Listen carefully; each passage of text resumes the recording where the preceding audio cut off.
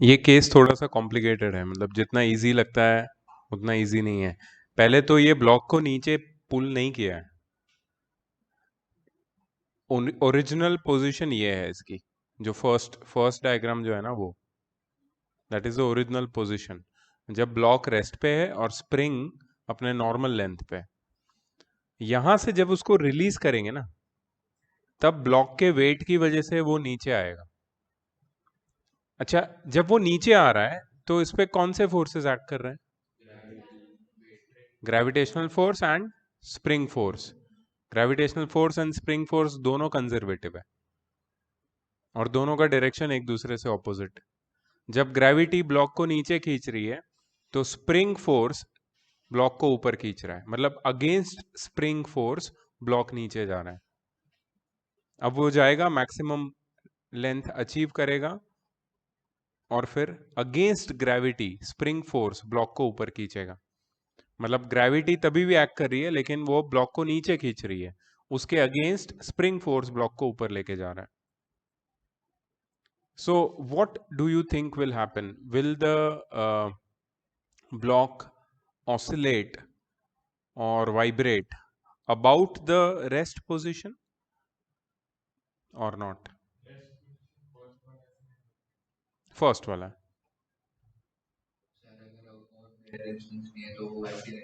Air resistance नहीं है। कैसा, कहां से शुरू होगा ऑसिलेशन?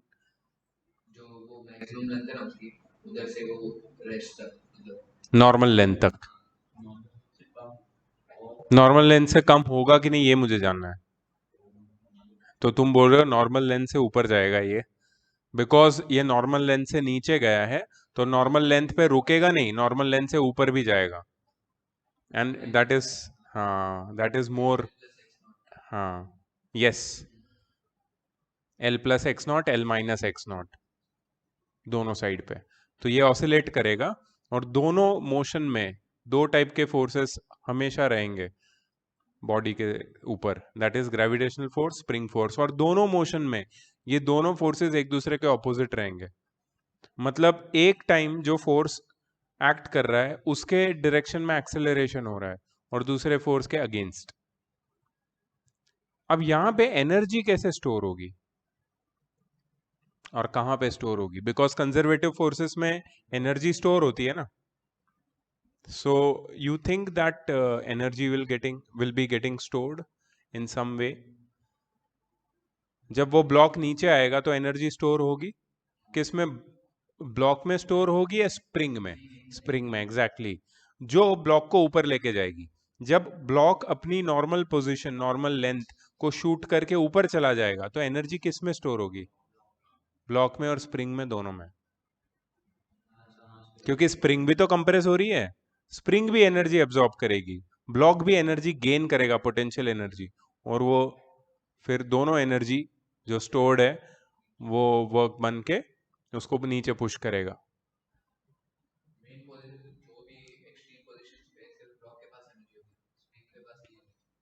एक्सट्रीम मतलब कौन सा वाला एक्सट्रीम? एलोंगेशन एक्सट्रीम या कंप्रेस्ड में? दोनों के पास होगी ना, क्योंकि वो मैक्सिमम हाइट पे चला गया अब, तो उसके पास पोटेंशियल एनर्जी होगी, और स्प्रिंग भी कंप्रेस हो गई तो स्प्रिंग की इलास्टिक एनर्जी भी होगी, और एलोंगेटेड में सिर्फ स्प्रिंग के पास होगी। तो ये केस है ओवरऑल। समझ में आया अभी वो आइडिया? जो मेरे को क्या लग रहा था कि हमने ये ब्लॉक को नीचे पुल किया है और फिर रिलीज किया है। पुल नहीं किया है, वो अपने वेट से नीचे गिर रहा है, और जब वो मैक्सिमम लेंथ पे पहुंच जाता है जब, तब स्प्रिंग उसको ऊपर खींचता है। बट इसमें भी कुछ क्वेश्चंस अनआंसर्ड है, बिकॉज इफ यू सी, ये जितना हमने एक्सप्लेन किया उससे बहुत ज्यादा चीजें यहाँ पे ये लोग ने बताई है before coming to a conclusion, which is this, which is v max. What is v max? Velocity of the block, maximum velocity of the block कहाँ पे होगी ये? मीन पोजीशन पे। This is exactly like the motion of a pendulum. Pendulum को extreme पे लेके तुम छोड़ोगे तो मीन पे वो रुकता नहीं है, उसकी वेलोसिटी मैक्सिमम होती है। मतलब यहाँ पे जो रेस्ट पोजीशन है ना, या फिर नॉर्मल लेंथ ऑफ स्प्रिंग, वहां पे वेलोसिटी मैक्सिमम होगी, और उसका ये फॉर्मूला है। बट ये कैसे पहुंचे ये लोग, क्या उन्होंने एनर्जी इक्वेशन बनाया? क्योंकि एक चीज यहाँ पे तुम्हें काम आएगी, that is theorem of conservation of mechanical energy, E1 is equal to E2। वही तो हो रहा है ना यहाँ पे। when all other non-conservative forces and forces exerted by external agent are absent or zero, then the total mechanical energy of the system is conserved because it's a conservative system, right? So total mechanical energy in initial position is equal to total mechanical energy in the final position, E1 is equal to E2। यही equation से ये लोगों ने ये बनाया है। अच्छा, इसमें एक चीज जो यहाँ पे लिखा है, mg(x0) is equal to half mv square, mv max square plus half k x0 square। इसको थोड़ा सा ब्रेक करते हैं बिफोर रीडिंग। शायद हमें ऐसा लगे कि रीडिंग करने की जरूरत भी नहीं है, हम समझ गए क्या किया है। ठीक है, can you tell me what is mg(x0)? Extreme, are you sure? Let me, yes, yes, you are right. तो मतलब ये सेकंड डायग्राम थोड़ा कंफ्यूजिंग नहीं है? You think second diagram first diagram कोई एक्सप्लेन किया हुआ है? ये तीन पोजीशन अलग अलग नहीं है?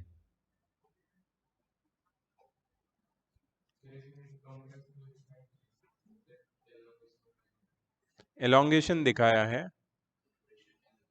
कंप्रेशन नहीं दिखाया, लेकिन ये दिख रहा है तुम्हें एक्स, मतलब यहां पे इफ यू नोटिस, इस पोजीशन पे जब ब्लॉक आएगा तो क्या होगा? Compress, right? और ये मैक्सिमम एलोंगेशन, और ये बीच में क्या है? What is this position? This is normal length और पोजीशन ऑफ रेस्ट। यहाँ पे वेलोसिटी कितनी होगी? तो ये डायग्राम और इन दोनों डायग्राम में कोई रिलेशन नहीं है। This is just the introduction to this experiment और एग्जाम्पल। ठीक है, हमें जो डेरिवेशन के लिए डायग्राम यूज करना है, those are second and third. Second में क्या दिखाया है कि मीन पोजीशन पे है, उससे वो नीचे जाता है और उससे ऊपर जाता है जब उसको छोड़ देते हैं तभी, और मीन पोजीशन के अबाउट ये वाइब्रेट करता है। ठीक है, नीचे कितना जाता है? x0। ऊपर कितना जाता है? x0, x0 ही। ठीक है, और टोटल डिस्प्लेसमेंट कितना है? x। वो भी दिखाया है सेकेंड डायग्राम में। अच्छा, अगर इतना क्लियर है तो मुझे बताओ mg(x0) क्या है? Which energy?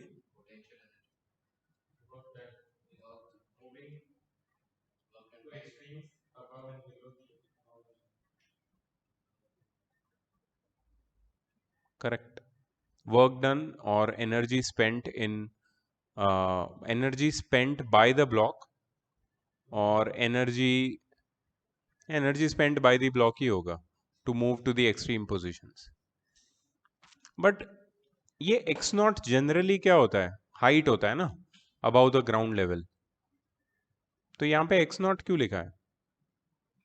Height about the ground level mean position से नीचे कैसे हो सकती है? ऊपर चलो मान लिया कि अगर ये ग्राउंड लेवल है तो ऊपर x0 ऊपर जब जाएगा तभी।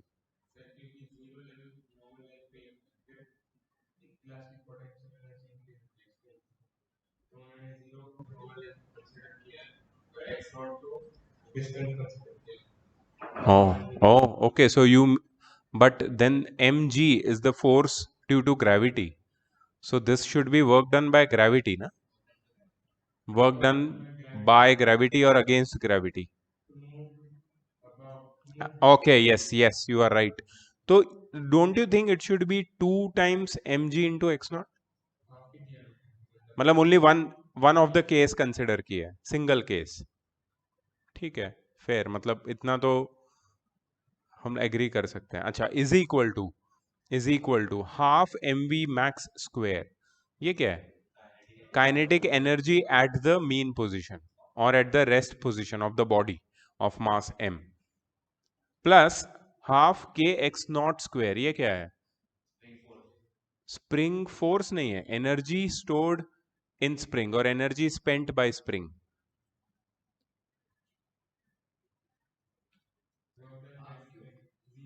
हाफ तो उसका फॉर्मूला है, उसका फॉर्मूला है हाफ।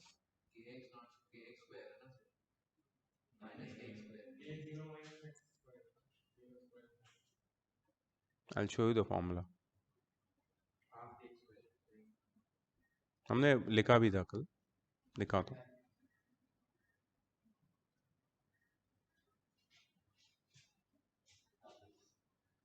डिराइव भी किया था कल हमने। ये वाला डेरिवेशन है, हाफ के एक्स स्क्वायर। हम्म, तो what is, now tell me what is half k x naught square, the work done by spring, and what is half mv square, the kinetic energy of the body at the mean position।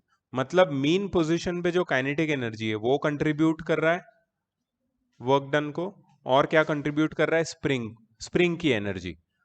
मतलब spring के पास जो energy है और mean position पे जो body की kinetic energy है, ये दोनों एनर्जीज कंबाइन होके बॉडी को एक एक्सट्रीम या फिर दूसरे एक्सट्रीम पे लेके जाती है फ्रॉम द मीन पोजीशन। मतलब मीन पोजीशन पे अगर बॉडी के पास इतनी एनर्जी हुई तो ही वो एक्सट्रीम पे जा सकता है, सही है ना, नहीं तो वो एक्सट्रीम पे नहीं जा पाएगा। कौन सी एनर्जी चाहिए अपने को, kinetic energy of the body and spring energy stored in the spring.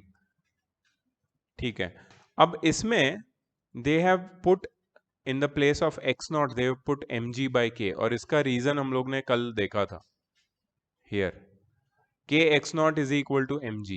what is k x naught, spring force, you agree, spring force। what is spring force का formula, spring constant multiplied by the maximum elongation, you remember, kx, f is equal to kx, spring force का formula है ये। spring force is equal to weight क्यों दिया है,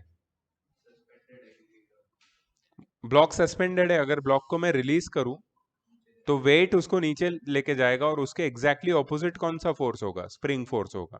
ये दोनों ही एक दूसरे को काउंटर बैलेंस कर रहे हैं, इसलिए K X naught is equal to M G और X naught is equal to M G by K होगा। अब मैंने एक्स नॉट की जगह पे यहाँ पे एम जी बाई के सब्सटीट्यूट कर दिया, यहाँ भी एक्स नॉट है, उसकी जगह भी एम जी बाई के आ गया। अब if you see the left hand side, it becomes m g into m g, m square ji square by k, यहाँ पे आ गया half M v max square, और यहाँ पे भी एम जी का स्क्वायर एम स्क्वायर जी स्क्वायर के, इस के साथ, अच्छा के स्क्वायर हो जाएगा ये, और ये बाहर के साथ कट जाएगा तो नीचे अकेला के बचेगा, ये टू इधर मल्टीप्लाई हो जाएगा, m square ji square by two k. अच्छा, हाफ एम वी स्क्वायर को एक साइड रखा, M square ji square by K minus M square ji square by two K कर दिया, तो हमें मिला M square ji square by two K. सही है, सबट्रैक्ट करने के बाद, एलसीएम लेने के बाद, यू गेट दिस। इसके बाद हमने m को दोनों साइड से कट कर दिया और v मैक्स का वैल्यू निकाल लिया, that is g under root m by k. मतलब जो मैक्सिमम वेलोसिटी है वो कौन से फैक्टर्स पे डिपेंड करता है, acceleration due to gravity, mass of the body and spring constant. जितना ज्यादा मास ऑफ द बॉडी उतनी ज्यादा वेलोसिटी से वो ऑसिलेट करेगा मीन पोजीशन पे, जितना स्प्रिंग कांस्टेंट ज्यादा रहेगा उतनी वेलोसिटी कम हो जाएगी, क्योंकि स्प्रिंग उतना उसको इलोंगेट करने नहीं देगी। स्प्रिंग कांस्टेंट जितना कम रहेगा उतना ऑसिलेशन ज्यादा होगा, स्पीड भी ज्यादा होगी। So this is the final derivation, और ये तुम्हारा हॉरिजॉन्टल वाला था, तो ये तुम्हें सिर्फ लिखना था इतना पार्ट। बट तुमने वो डायग्राम बनाया था क्या इसका, स्प्रिंग वाले का, प्लीज ये वाला डायग्राम बना लो, मैं इसको क्लियर कर देता हूँ। उसमें फर्स्ट वाले को तुम स्किप भी कर सकते हो, फर्स्ट वाला नहीं बनाओगे तो चलेगा, क्योंकि वो कंफ्यूज कर रहा है। सेकेंड डायग्राम तुम्हें मीन पोजीशन दिखा रहा है,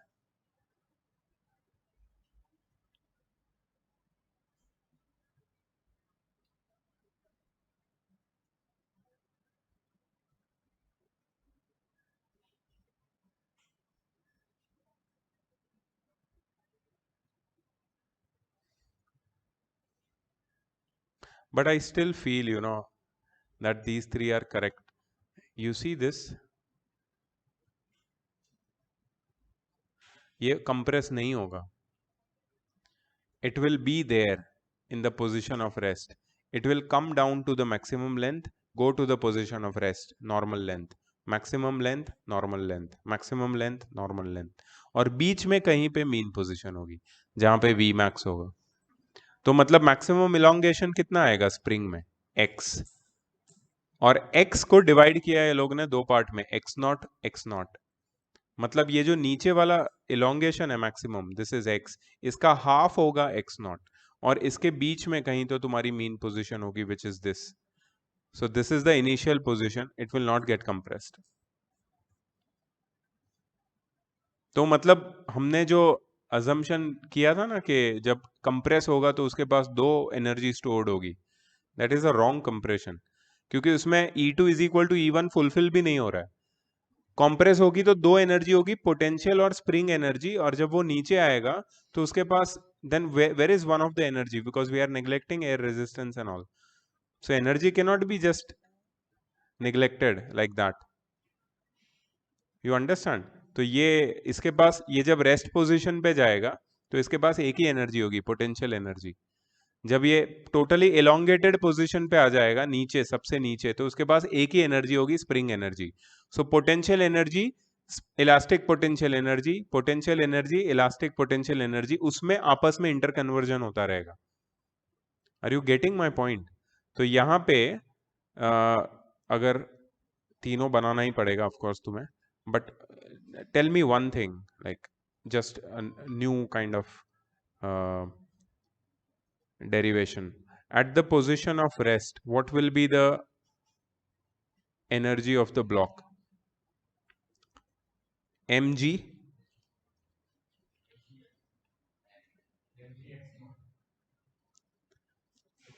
x naught. You know why?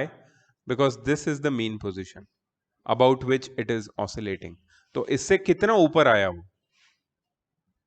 x naught. So mg x naught. अच्छा, ये रेस्ट पोजीशन पे इतनी एनर्जी होगी, ये पूरी की पूरी एनर्जी ये वाले रेस्ट पोजीशन पे, ये क्या है, this is the rest position when it is completely elongated. इसमें किस में कन्वर्ट हो जाएगी, पोटेंशियल तो पूरी खत्म हो जाएगी. यहां पे ये बन जाएगी हाफ के एक्स नॉट स्क्वायर, पूरी स्प्रिंग एनर्जी में कन्वर्ट हो जाएगी पोटेंशियल एनर्जी. अब जैसे ये ऊपर जाएगा, मतलब मीन पोजीशन पे आएगा, तो ये स्प्रिंग एनर्जी पूरी की पूरी यूटिलाइज हो जाएगी, और ये क्या प्रोवाइड करेगी, काइनेटिक एनर्जी. फिर ये काइनेटिक एनर्जी क्या प्रोवाइड करेगी, potential energy. So are you getting it? इस पोजीशन पे कौन सी एनर्जी है, half mv square. So initially rest पे क्या एनर्जी थी, mg x नॉट. मिडल पे आया वो, ठीक है, रुका नहीं, उसके पास कितनी एनर्जी हो गई, हाफ mv स्क्वायर. नीचे चला गया, रेस्ट पे आ गया, कितनी एनर्जी हो गई, हाफ के एक्स नॉट स्क्वायर. वापस ऊपर आया, half mv square, mg x not, half mv square, half के एक्स नॉट स्क्वायर, और ये इसमें इंटर कन्वर्जन होता रहेगा. नहीं, वो लोग बोल रहे हैं कि क्योंकि ये दोनों पोटेंशियल है, दीज टू, तो these two are the contributor of this. नहीं, आई एम सॉरी, नहीं नहीं नहीं नहीं नहीं नहीं, मैं गलत बोल रहा हूँ, एक्सप्लेन यू. हमने जो इक्वेशन बनाया है उसको ही फॉलो करते हैं हम लोग. सो इक्वेशन हमने क्या बनाया पता है, कि इस रेस्ट पोजीशन पूरी गेम शुरू हुई, क्योंकि हमने यहां से जब उसको ब्लॉक का सपोर्ट हटा दिया नॉर्मल लेंथ से, तभी तो वो ऑसिलेट करने लगा. मतलब इनिशियली उस पोजीशन पे कुछ एनर्जी होनी चाहिए उसके पास, तो वो कितनी थी, mg x नॉट. अच्छा, ये एनर्जी सारी एनर्जी को कंट्रीब्यूट कर रही है, तो कौन सी दूसरी एनर्जी बची अपने पास, half mv square plus half k x naught square. This is your equation, and it makes sense, because यहां पे जो एनर्जी थी उसके पास, जैसे ही हमने अपना हाथ हटा लिया, it started oscillating about this point, and sometimes this energy got converted into kinetic energy, sometimes it got converted into elastic spring energy or elastic potential energy, then again back to kinetic energy, and then again everything was restored as momentarily block came to this position, original position. But then it did not stop, it continued that oscillation. So this makes sense. ठीक है, तो diagram तो ये सही है तुम्हारा, compression यहाँ पे नहीं होगा.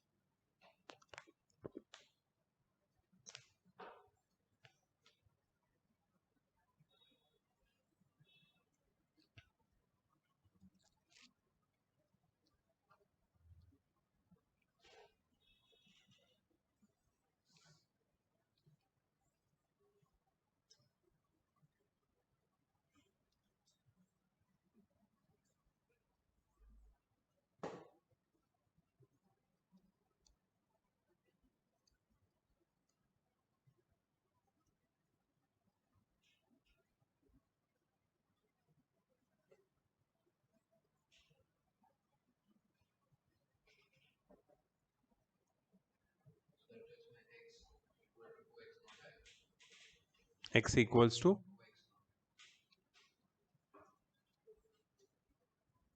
yes, you are right. नहीं, नहीं, कंप्रेस नहीं होगा.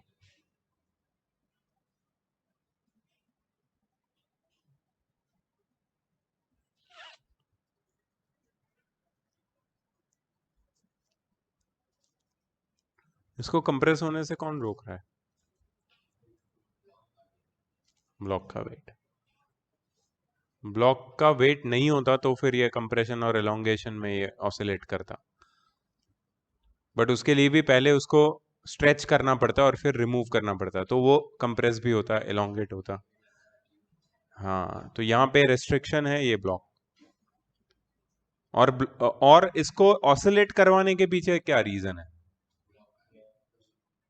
उसकी वजह, ब्लॉक के वेट की वजह से ब्लॉक के अंदर स्टोर हुई पोटेंशियल एनर्जी mg(x0), उसके लिए ये ऑसिलेट कर रहा है, बट कंप्रेस नहीं हो रहा है. विदाउट कंप्रेशन ऑसिलेशन हो रहा है. इतना बना है, ये लिख लो, k x0 is equal to mg, so x0 is equal to mg by k.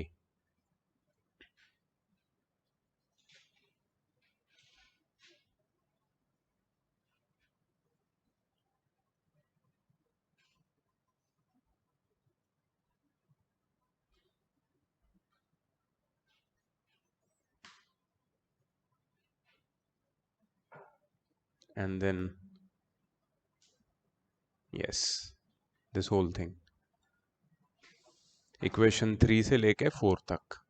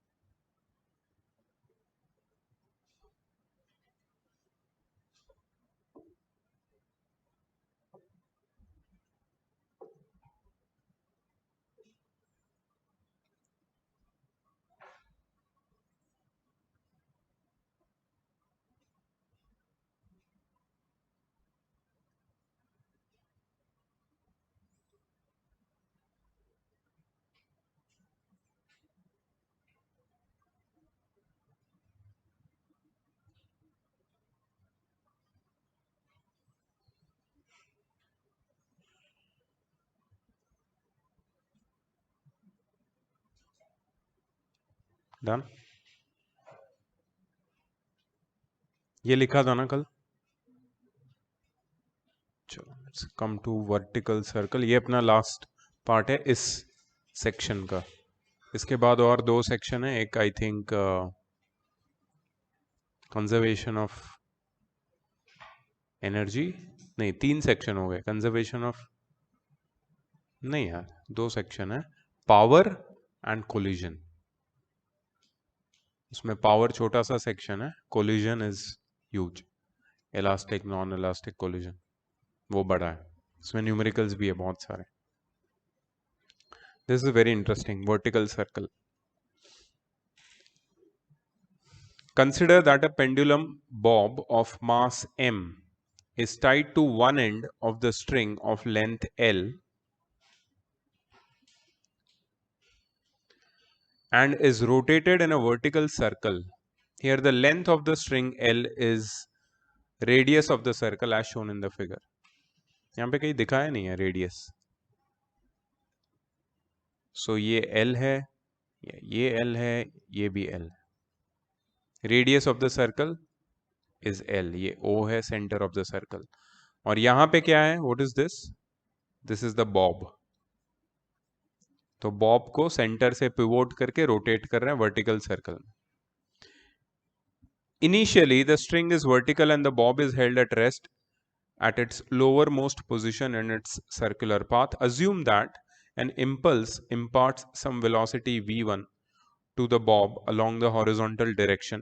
So this is the initial velocity v1 imparted to the bob of mass m.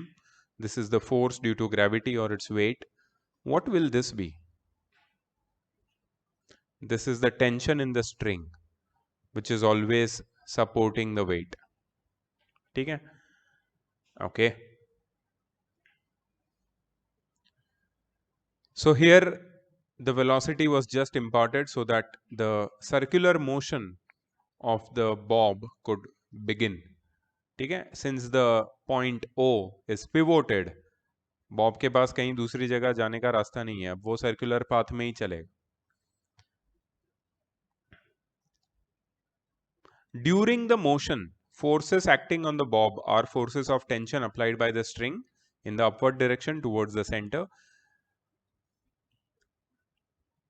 मतलब first position में upward direction, not always but towards the centre always, and the weight of the Bob which is always in vertically downward direction. Here gravitational force or weight is conservative and tension is not non-conservative. It can also be noted that instantaneous displacement of bob is always along the tangent and the string tension will always act radially inwards, that is towards the center. So necessary centripetal forces contributed by the tension in the string towards the center along the radius. Radially is along radius, inward is towards the center. Hence, at every instant, the angle between the string tension and instantaneous displacement remains 90. Instantaneous displacement is along the tangent. This is the tension. Along the tangent, displacement, tension, along the tangent, tension. हमेशा 90 रहेगा दोनों के बीच का angle, and the work done by the string tension on the Bob is always zero. Force और displacement के बीच का angle 90, तो work done zero by that force. Now we can say that work done by only gravitational forces involved, which is conservative force, and the system is a conservative system, and total mechanical energy of this kind of system always remains constant. तो मतलब conservative system की property यहाँ पे applicable होगी.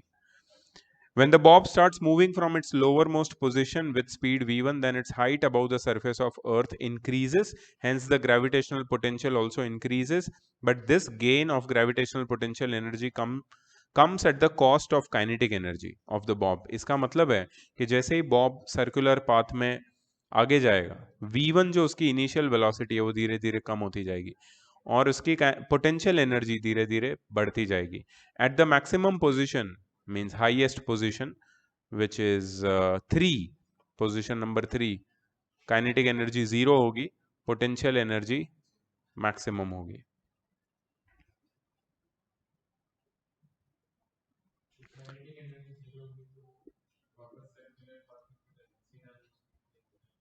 because it uh, it has yeah, inertia of circular path. लेकिन उसमें condition है जो हम पढ़ रहे हैं अभी, पहुंच गया ऊपर लेकिन वहां से नीचे भी गिर सकता है। सर्कुलर पाथ में रहने के लिए उसकी जो इनिशियल वेलोसिटी है उसकी एक सर्टेन मिनिमम वैल्यू होनी चाहिए। So that's what we have to find. Here we have to find minimum speed v1 to be imparted to the bob at its lowest position so that it may complete its vertical circle successfully without slackening of the string at any position. What do you mean by slackening of the string?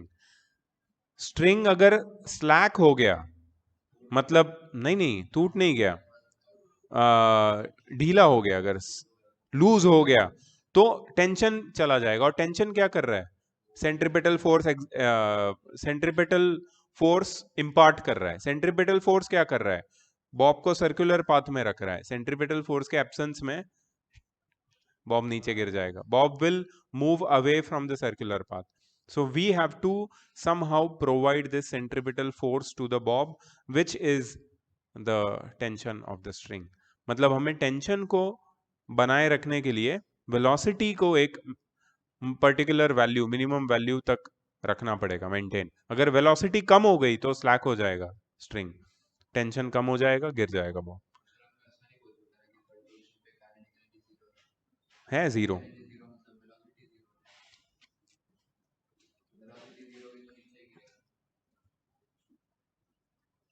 अब ये थोड़ा सा मतलब वो third position की बात है, but पहले पहुंचते हैं वहां पे थर्ड पे।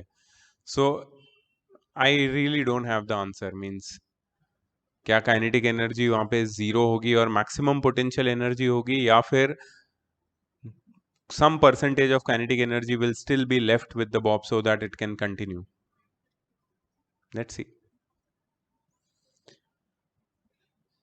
We can easily understand that topmost point is the most critical point and we need to ensure that string remains taut when the bob is at its topmost position. Let v3 be the speed of the bob at its topmost point and assume that the speed is sufficient enough so that the string remains taut at this position of the bob. Tension T3 and weight mg both act vertically downwards and collectively play the role of centripetal force.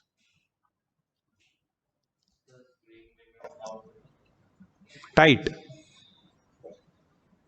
Taut is, I think, a synonym for stretched.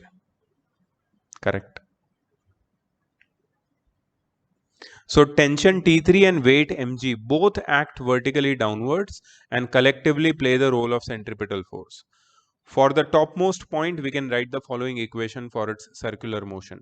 T3 plus mg is equal to mv cube, mv3 square by L. Can you explain this? This is free body diagrams equation. Matlab, this is the equation for net force acting on the block. What is T3? At position 3. mg acting vertically downward. mv3 square by L, centripetal force at position 3. मतलब required centripetal force is provided by sum of T3 and mg वहां पे, ठीक है। So T3 is equal to mv3 square minus mg. For string to remain taut, tension T3 must remain positive and thus we can write the following. Tension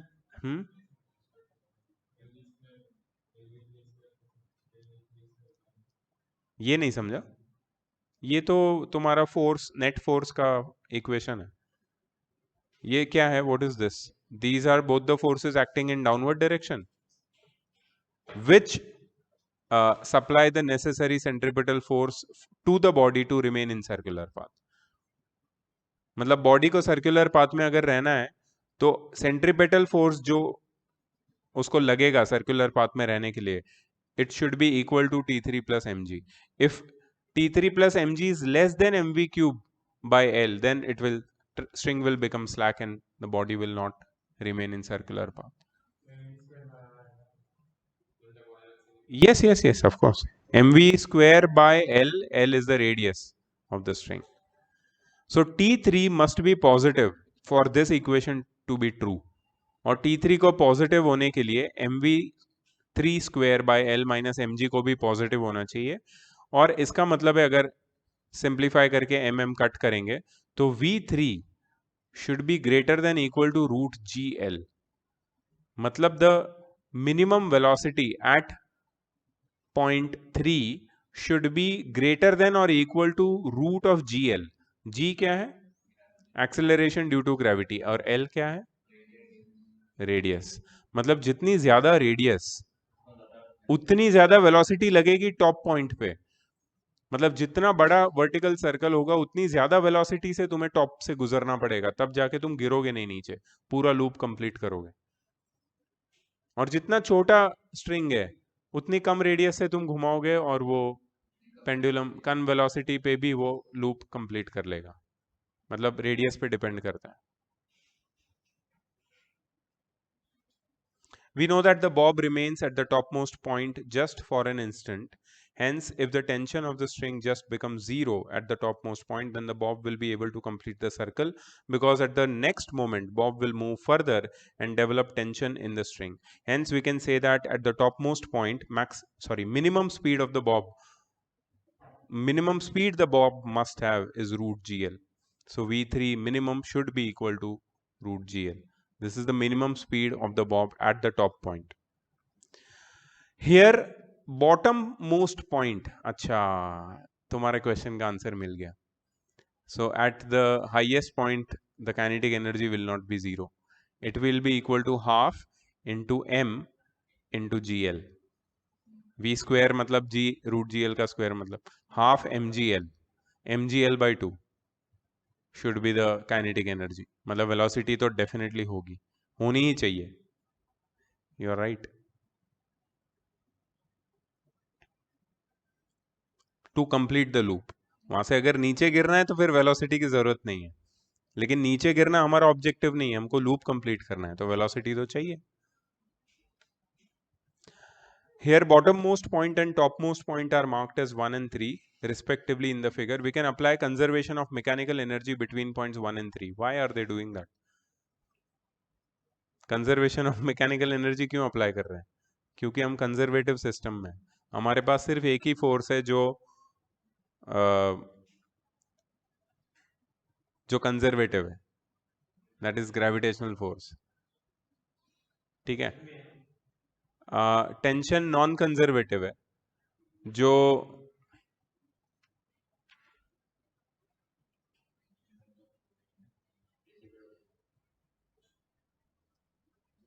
उसका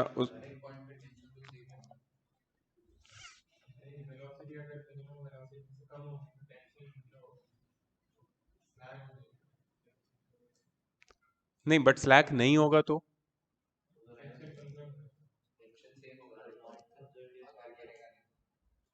नहीं. Non conservative का मतलब क्या है?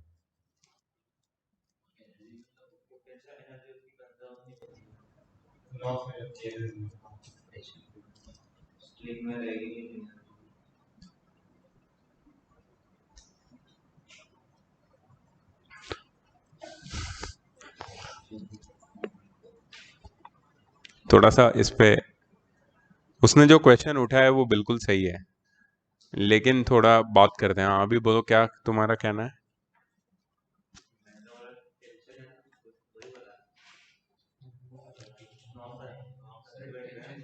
तू ऐसा ना बोल के छोड़ देता है और फिर साला दिमाग हम लगाते हैं, और तू वहां पे बैठा रहता है और तेरे को कुछ समझ में नहीं आता इन दी एंड. अभी तू बात करेगा इसके ऊपर क्योंकि तेरे को आंसर चाहिए ना. या तू सिर्फ क्रॉस क्वेश्चनिंग कर रहा है. वो ऑपोजिशन पार्टी बैठती है ना सरकार के सामने, उनकी तरह से तू क्रॉस क्वेश्चन करके भूल जाता है, आग लगा के छोड़ देता है, फिर हम लोग उस पर दिमाग लगाते हैं, फिर हम लोग को आंसर मिल जाता है और तेरे को कुछ समझ में नहीं आता. ये नहीं होना चाहिए. अब आंसर मैं तेरे से निकलवाऊंगा. हाँ, क्या बोल रहा तू? अभी तेरा क्वेश्चन फॉर्म करना, तू फ्रेम कर.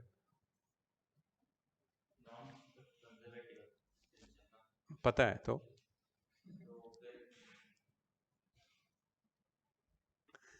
हम लोग लगा रहे हैं theorem of conservation of mechanical energy at point 1 and 3.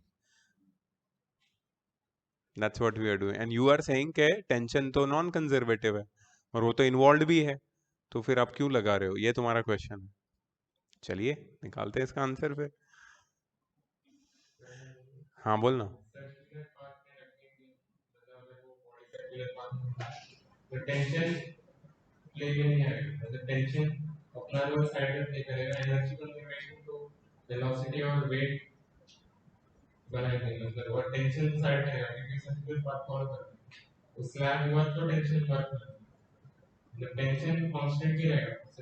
Exactly. Tension constant क्यों रहता है पता है? क्योंकि सेंट्रीपिटल फोर्स कांस्टेंट रहता है. सेंट्रीपिटल फोर्स हमेशा उतना ही है.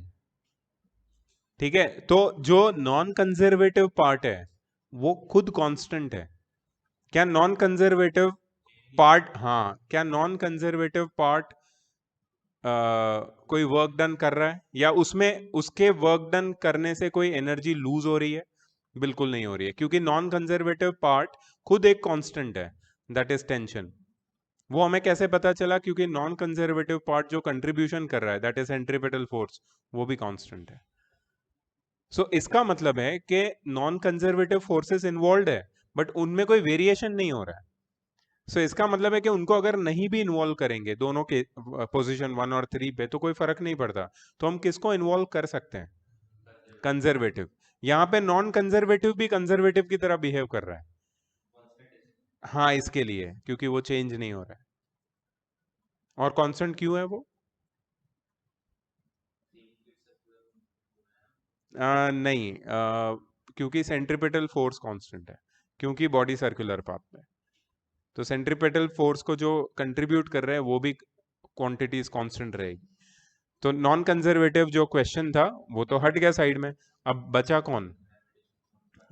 Conservative force. तो कंजर्वेटिव फोर्स जहां पे इन्वॉल्व होता है वहां पे हम theorem of conservation of mechanical energy apply कर सकते हैं बिटवीन पॉइंट्स 1 and 3. तो अब हम अप्लाई करेंगे वो. सो we can apply conservation of mechanical energy between points 1 and 3 to write the equation loss in kinetic energy is equal to gain in potential energy. कौन से पॉइंट पे काइनेटिक एनर्जी लूज हुई? 1 पे. 1 पे हाफ mv1 स्क्वायर, वो पूरी की पूरी क्या बन गई?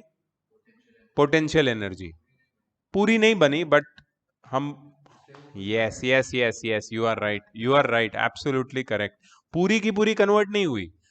सम part of the kinetic energy वो स्टिल प्रेजेंट एट पॉइंट 3 जिसको हमें माइनस करना पड़ेगा.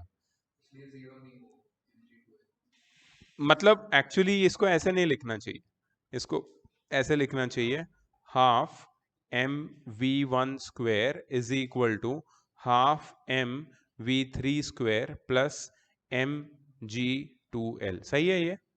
This is the total mechanical energy at point 1 and this is the total mechanical energy at point 3. अब इसको माइनस करके ऐसे लिखना चाहिए.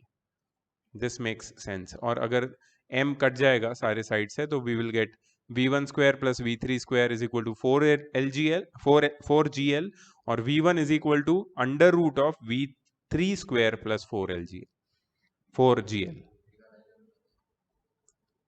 कैसे पता? यू आर राइट मैन, अब भी निकाला था रूट gl. तो यहाँ पे रूट gl डालेंगे. रूट gl का स्क्वायर कितना होता है?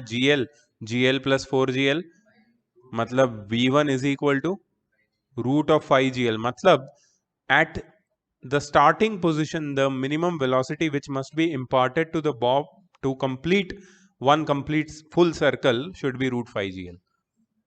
Means it depends on g and l. Anything greater than root 5 it will definitely complete the circle. Minimum should be root 5gl. Derivation done. Diagram.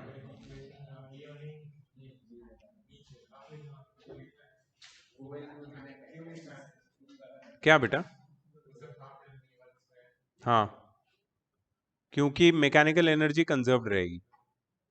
So theorem of conservation of mechanical energy जो हमने कल पढ़ा था वो हमने apply किया between 2 points 1 and 3. तो 1 पे जितनी मैकेनिकल एनर्जी होगी which is only kinetic energy should be equal to 3 पे total mechanical energy which is kinetic plus potential.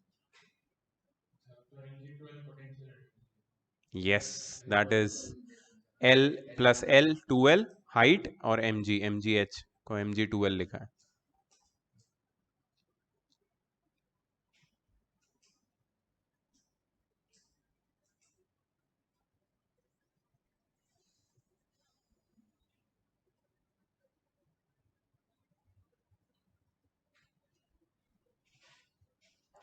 Now we'll do something extra, which is to find the minimum speed at point 2. Point 2 किधर है? Halfway between 1 and 3. Very good. mgl रहेगी और क्यों रे?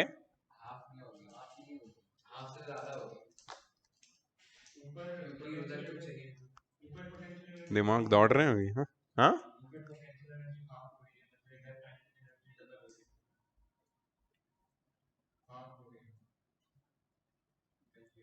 नहीं नहीं, you can guess ना. गेसिंग में क्या गलत थोड़ी है कुछ.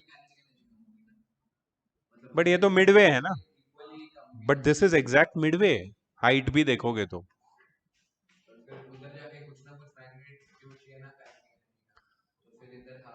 नहीं. ऊपर कितना था काइनेटिक एनर्जी का मैग्नीट्यूड? मतलब V3 कितना था?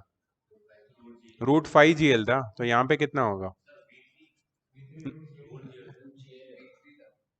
V3 √GL था. I am sorry. ओ मतलब √5 GL √GL बन जाता है. तो चेंज कितना हुआ वेलोसिटी? √4 GL का चेंज आया. तो √4 GL का हाफ कर दो, कितना आएगा? 2 √GL मतलब √GL. मतलब यहाँ पे नहीं नहीं नहीं नहीं, कुछ तो गड़बड़ कर रहे हैं हम लोग. √GL √5 GL बन गया. तो मिडल में कितना बनना चाहिए? हम लोग वेलोसिटी को क्यों कर रहे हैं? हम लोग काइनेटिक एनर्जी की क्यों नहीं बात करते हैं? Let's talk about kinetic energy. V1 पे मतलब वन पोजीशन 1 पे काइनेटिक एनर्जी कितनी थी? And it is equal to V1 तो पता है ना, √5 GL. तो half into m into √5 GL का स्क्वायर मतलब 5 GL है ना, इंटू 5 GL. तो कितना होगा? 5 mgl/2. 5/2 mgl. ये क्या है? What is this? This is the kinetic energy at point V1 जो यहाँ पे जाके हाफ बन जाएगा. मतलब 5/4 mgl हो जाएगा. 5/4 mgl. तो ऊपर कितना बनता है काइनेटिक एनर्जी? नहीं, हाफ थोड़ी हो. हाँ, हाफ होना चाहिए. कितना होता है ऊपर जाके? तो गलत है फिर.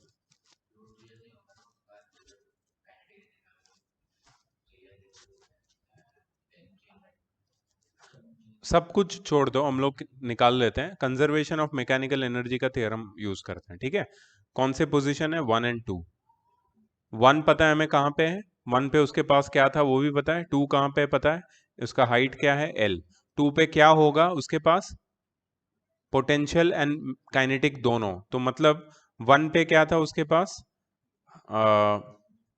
Half into m into 5 mgl/2. What is this?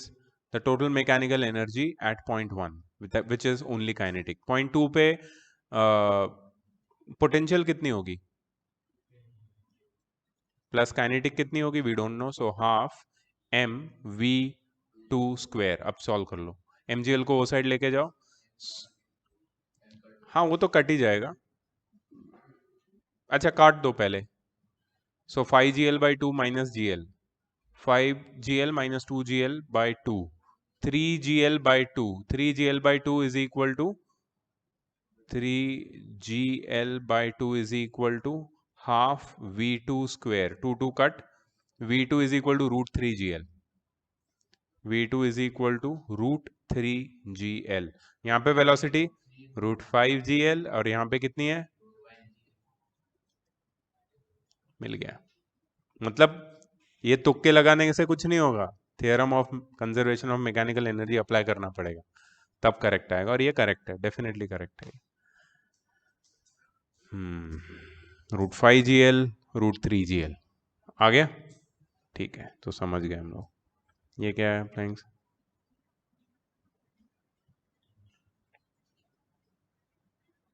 Oh, smart people, हाँ, वो लोग ने वही इक्वेशन लिया है और T1 निकाला है। T1 क्या है पता है? The minimum tension eight .1।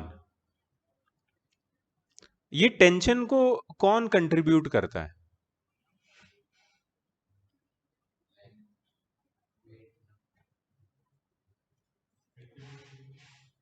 Tension किसकी वजह से होता है? वेट और,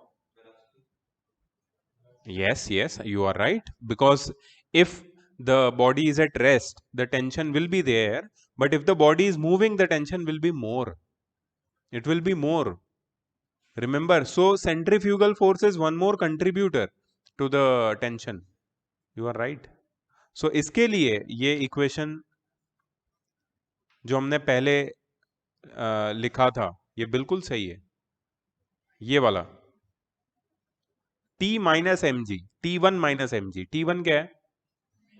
tension at position 1 upward, minus mg क्यों? क्योंकि weight downward is equal to the necessary centripetal force which is mv² by l, right. तो T1 की वैल्यू हो जाएगी mg plus mv1² bye l।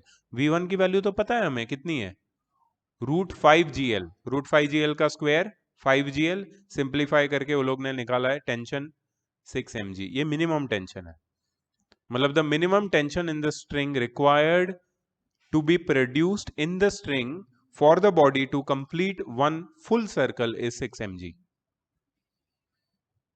6 mg। सो ये और एक डेरिवेशन होगा, हम सब लिखेंगे, आराम से लिखेंगे, पहले इसको सिंप्लीफाई करते हैं।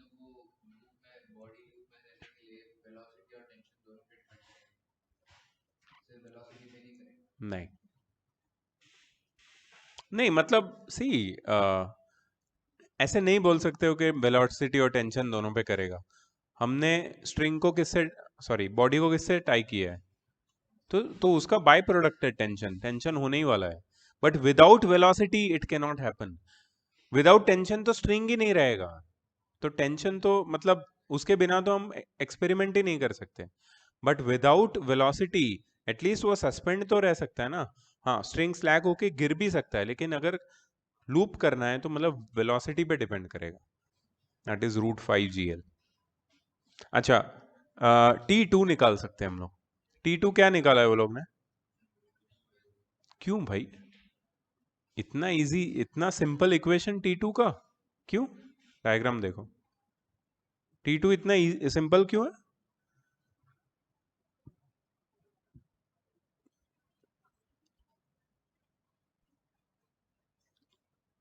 पोजीशन 2 पे एक्चुअली वेट का कोई यूज ही नहीं है पोजीशन 2 पे। पोजीशन 2 पे वेट नीचे की तरफ है, तो दो कौन से फोर्स है जो एक दूसरे को कैंसल आउट कर रहे हैं या फिर कंट्रीब्यूट कर रहे हैं एक दूसरे के लिए? Necessary centripetal force is provided by the tension, और tension is supporting the centripetal force or centrifugal force you can say in this case, which is equal to centripetal force, मतलब T2 is equal to mv2² by l, और v2 पता है हमें कितना है, √3 GL, तो v2² कितना होगा 3 GL, मतलब m into 3 GL, 3 mgl by l which is 3 mg, मतलब टेंशन 6 mg से मिडल पोजिशन पे आते आते कितना हो जाता है 3 mg, और 3 mg से अच्छा अब ऊपर जाएगा ये। मुझे बहुत मजा आता है जब तुम लोग गेस करते हो, क्योंकि that's actually where you can get to the right thing without looking at it. बताओ अभी T3 कितना होगा?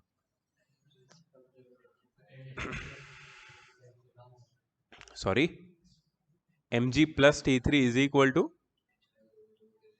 You are right, you are right, velocity मत यार, फ्री बॉडी डायग्राम है ना, तो फोर्स को इक्वेट करो, T3 plus mg, you are right, is equal to what, ये बताओ बस।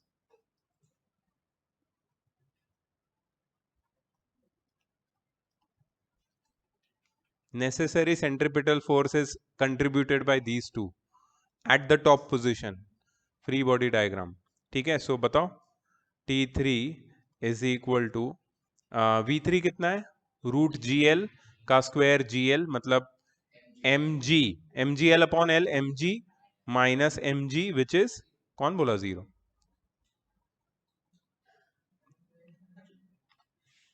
टेंशन जीरो है यार, ये गिर क्यों नहीं रहा है नीचे?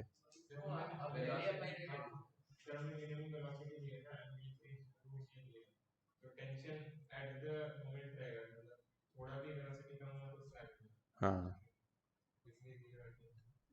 मतलब ये this is the, you can say the least tension, of course zero is the least, where the circle is completed because it has velocity. चलो देखते हैं, चेक करते हैं.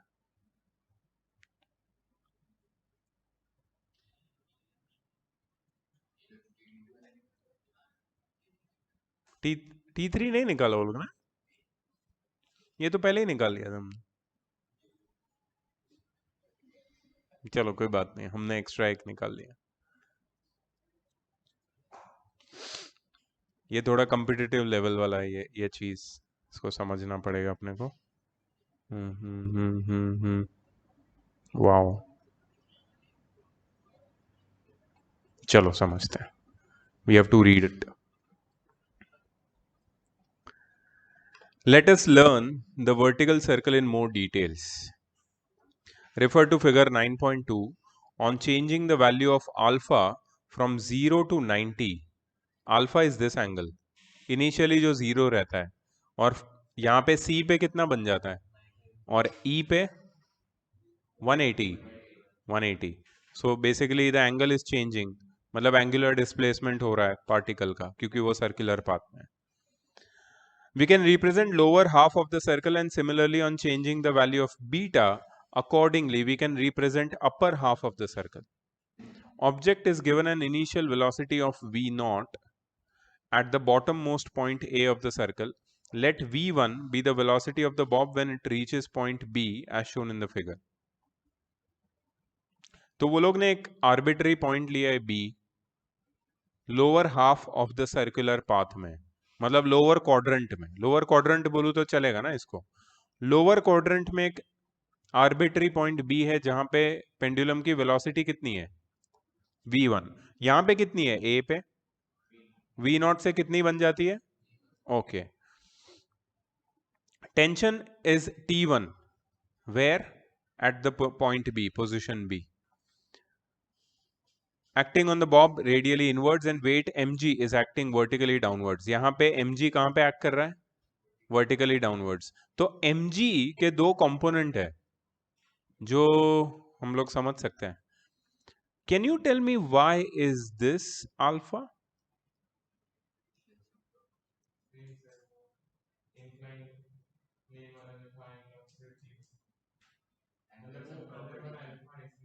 समझाओ ना, एंगल से हमसे बताओ ना. इसको मैं एक्सटेंड करता हूं, चलो ठीक है, इसको भी चाहिए तो एक्सटेंड करते हैं नीचे. बताओ कौन सा, ये वाला, ये 90 है. हाँ अभी बताओ, ये अल्फा है तो ये कितना हुआ, 90 माइनस अल्फा. यस, अब बताओ. ये 90 है. हाँ फिर कौन सा, ये वाला, क्यों? नहीं वैसे नहीं करना. सही जा रहे हो तुम, बोलो ना.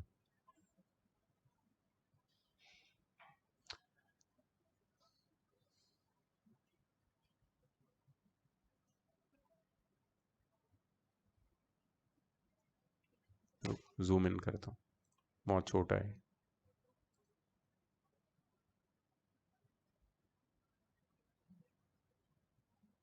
कहाँ गया यार?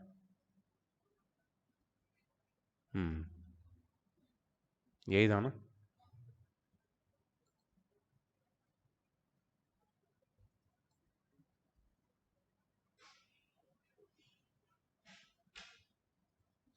बताओ.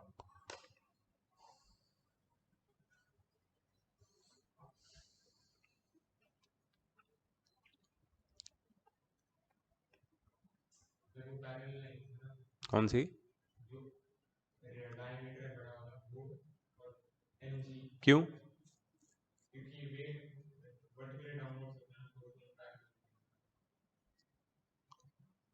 ठीक है, तो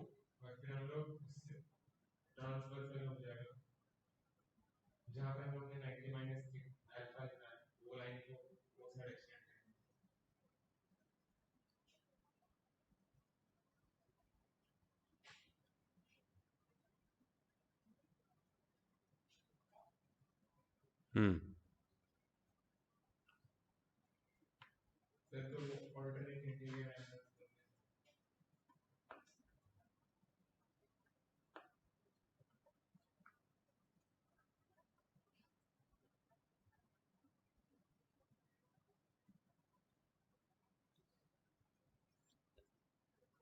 तुम्हारे लॉजिक से क्या? ये अल्फा गलत है? You are right, you are right, absolutely correct. क्यों पता है? क्योंकि ये एम जी कॉस अल्फा है, ये वाला वेक्टर। तो अल्फा, अल्फा ये होना चाहिए, और ये कौन सा होगा? 90 minus alpha. Now it make sense, now it make sense कि ये अल्फा है तो ये 90 माइनस अल्फा होगा। वैसे यहां पे बताओ, are you sure?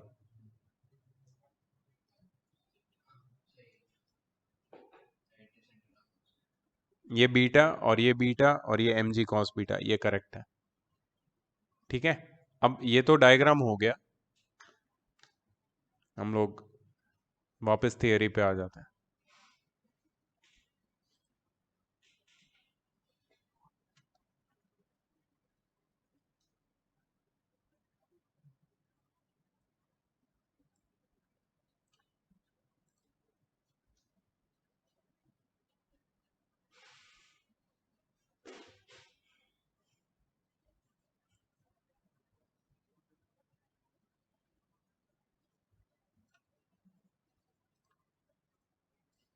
Okay,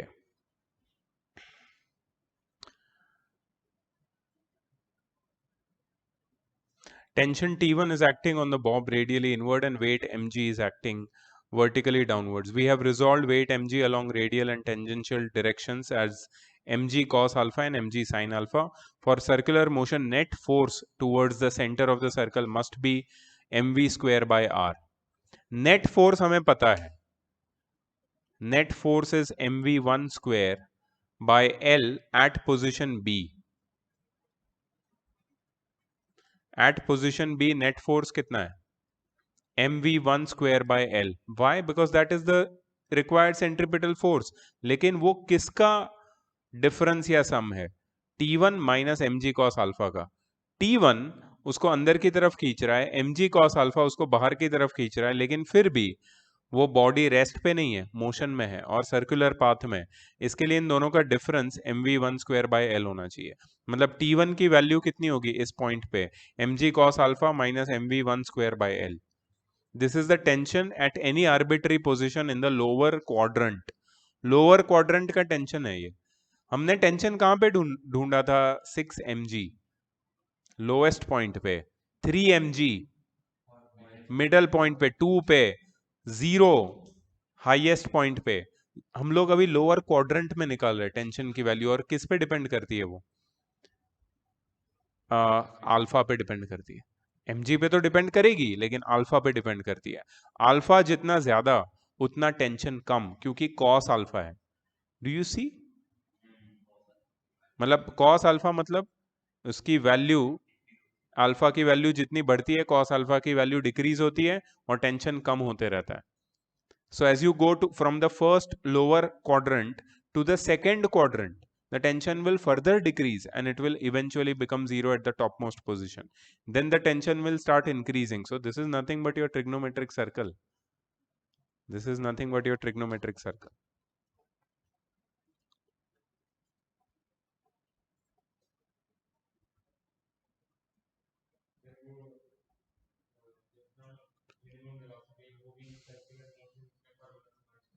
Yes. Yes, under root mu R G, yes, mu R G was नहीं, मैक्सिमम, हाँ, maximum velocity to be, to remain in the, yes, yes, yes, you are right. So mu was non-conservative part in that, and we are getting just GL. You are right. There is no mu here because this is vertical motion. That was horizontal. From equation 8, we can understand that tension in the string cannot be zero in the lower half of the circle, even if the speed of the bob becomes zero at some instant. It is useful to find V naught given to the bob at the lowest point so that the bob just reaches point C where the string becomes horizontal for one instant. We can apply the conservation of mechanical energy between two states A and C. A and C is this point and this point. इस पे अगर conservation of mechanical energy apply करें तो half M V naught square minus half M V two square is equal to M G L आएगा. That is the difference in kinetic energy between these 2 points is equal to the potential energy at point C. So it will give V naught as root 2 GL. Matlab, we can understand that when the bob is given an initial speed V naught which is less than root 2 GL, then the bob turns back from the point somewhere below C after achieving the state of rest for a moment. मतलब अगर root 2 GL speed हुई तो exactly exactly C तक पहुंचेगा. Initial speed अगर root two GL हुई तो सिर्फ सी तक पहुंचेगा. रूट टू जीएल से अगर कम हुई स्पीड तो वो सी के नीचे से ही वापस आ जाएगा. ऊपर तक जाने के लिए कितनी स्पीड चाहिए, मतलब कंप्लीट करने के लिए? Root 5 GL.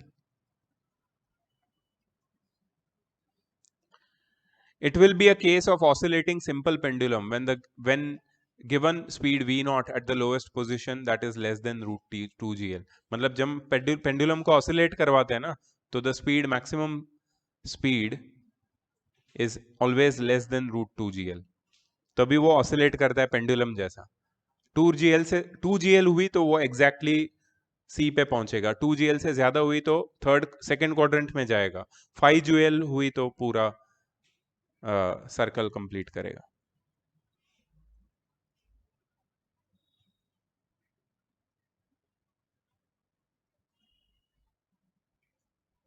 If the speed of the pendulum bob at the lowermost point is V naught is such that V naught is greater than root 2 GL and smaller than root 5 GL, then after completing the first quarter of the circle, it will escape from the vertical circle and after that follow a projectile. If the, क्या बोल रहा है ये? If the speed of the pendulum bob at the lowermost point V naught is such that it is greater than root 2 GL, मतलब second quadrant में जाएगा, and smaller than root 5 GL, मतलब circle complete नहीं करेगा, then after completing the first quarter of the circle, first quarter ऊपर जब जाएगा तब सेकेंड क्वाड्रेंट में सी के आगे, it will escape from vertical circle and after that follow a projectile.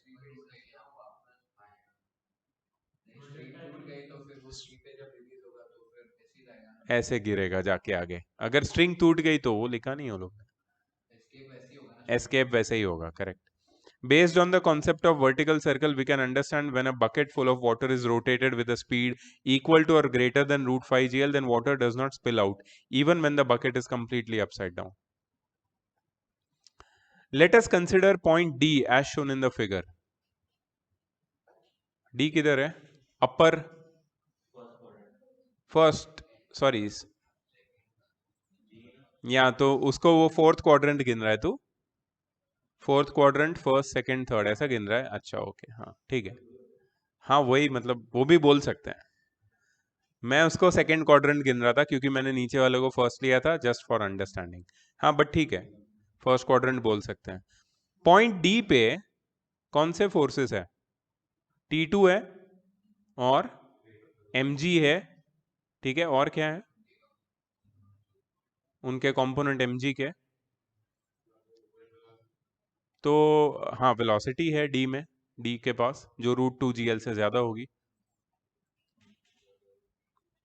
Let's read, क्या बोलना चाहता है। √2gl से ज्यादा होगी। मतलब मिनिमम बी टू सी से मतलब पूरा अगर कंप्लीट करना है तो सी पे उतना √3gl होना चाहिए। √2gl नहीं √3gl √2gl सी और इनिशियल के बीच में सी पे पहुंचने के लिए √2gl और सी से आगे पूरा लूप कंप्लीट करने के लिए √3gl किस, नहीं नहीं नहीं नहीं नहीं नहीं नहीं नहीं, अरे नहीं सी पे √3gl होनी चाहिए आगे जाने के लिए, सर्कल कंप्लीट करने के लिए। हम इनिशियल वेलोसिटी की बात कर रहे हैं। Okay, okay, great. It's okay. Let us consider point D. String makes an angle beta with the vertical tension applied by the string on bob is T2. Weight mg is acting vertically downward. In the figure, we have resolved mg along radial and tangential direction. Radial and tangential. क्योंकि mg ऐसा vertically downward है, एक radius के पास होगा component और एक tangent के पास होगा, क्योंकि रेडियस और टेंजेंट ही परपेंडिकुलर बनाते हैं। दिखाऊं क्या डायग्राम? ये देखो, mg नीचे है यहाँ पे, ठीक है। mg के दो कंपोनेंट, एक टेंजेंट की तरफ है और एक रेडियस के अलोंग है, और रेडियस और टेंजेंट परपेंडिकुलर होते हैं एक दूसरे से। तो रेडियस के अलोंग mg cos बीटा है, जो टेंजेंट सॉरी जो टेंशन को सपोर्ट कर रहा है, मतलब टेंशन और mg cos थीटा एक ही डायरेक्शन में है, और टेंशन और mg cos थीटा दोनों क्या कंट्रीब्यूट कर रहे हैं? So T2 plus mg sin beta is mv3 square by L. So T2 is equal to mv3 square by L minus mg sin beta. From equation 10, we can see that there is a possibility of tension T2 to become equal to 0. If √2gl, if V naught is greater than √2gl and smaller than √5gl, then there exists a point in the upper half of the circle where tension of the string becomes 0. From that point onwards, Bob will lose its circular path and start following a parabolic path like a projectile. ओह, string टूटेगी नहीं, लेकिन tension 0 हो जाएगा। तो नहीं नहीं, tension 0 हो गया, वो ऑसिलेट नहीं करेगा, वो ऐसा नीचे गिरेगा पैराबोलिक पाथ में। मींस कैसा, मैं बताता हूँ। Upper half of the circle की बात कर रहा है, बताता हूँ, एक मिनट।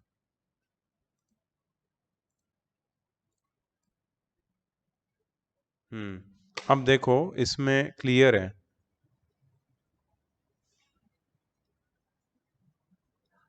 यहाँ पे बात कर रहे हैं हम लोग, इस पॉइंट पे कहीं पे टेंशन अगर 0 हो गया तो वो ऑसिलेट नहीं करेगा, वो यहाँ पे नहीं जाएगा, वो ऐसा कुछ गिरेगा ऐसा, which is a parabolic path. This is circular path, this is parabolic path.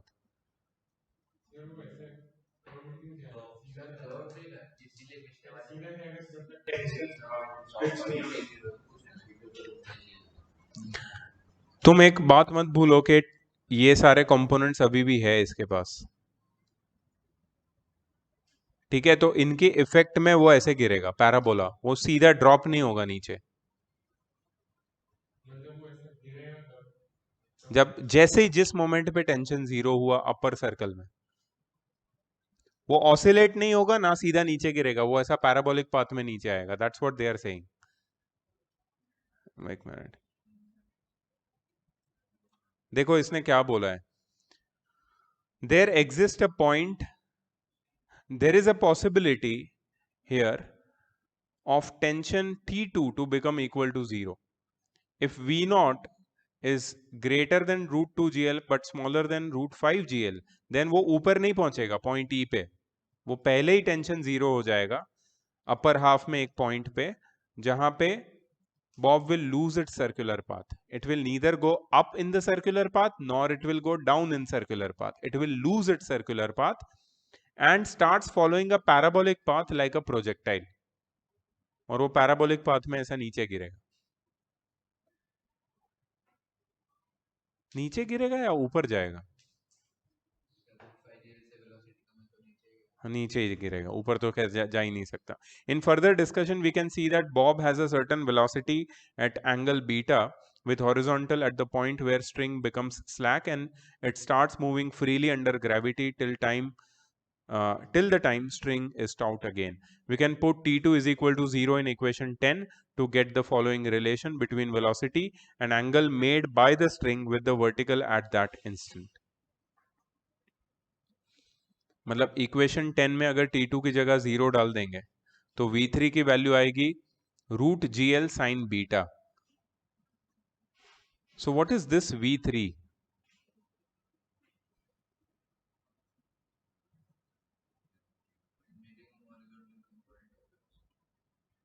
v3 is the velocity at this point. उस वेलोसिटी से वो सर्कुलर पाथ को छोड़ेगा और नीचे गिरेगा पैराबोलिक पाथ में. It's a relation. Vertical height difference between points A and D can easily be calculated as h is equal to L into 1 plus cos beta, and this height is required to apply conservation of mechanical energy between points A and D. A और D कौन से points है? Bottom most point and the point from which it starts falling down. So half mv naught square, which is the initial kinetic energy, minus half mv3 square, which is kinetic energy at point 3, is equal to mgl bracket 1 plus cos beta. If v naught is greater than 2gl, root 2gl, and smaller than root 5gl, then for given value of v naught, we can solve equation 11 and 12 to calculate v3 and corresponding angle beta for point where the bob loses its circular path and starts its projectile motion for a while. ठीक है, बहुत ही special condition थी वो, not so important. And we have reached the numerical part. क्या करोगे अभी तुम? पूरे डेरिवेशन कितने सारे लिखना है तुम्हें? I think start with numerical now.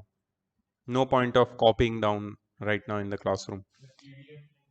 वो तो मैं भेज दूंगा.